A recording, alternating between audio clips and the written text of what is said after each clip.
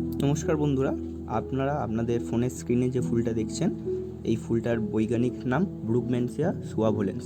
বর্তমানে আপনারা এটাকে রামধুতরা, রাজঘণ্টা বা পাহাড়ি ধুতরা নামে চিনেছেন।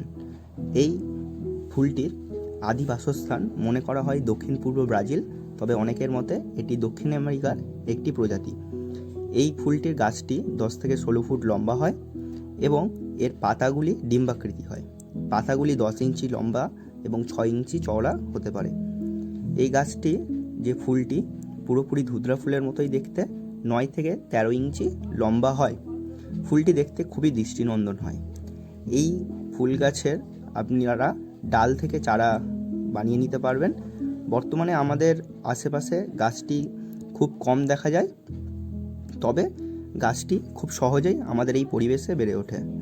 তো এই গাছটি সম্বন্ধে আপনারা যা যা জানলেন তা আপনাদের কতটুকু ভালো লাগলো অবশ্যই কমেন্টে জানাবেন, এবং ভিডিওটি ভালো লাগলে চ্যানেলটিকে সাবস্ক্রাইব করবেন।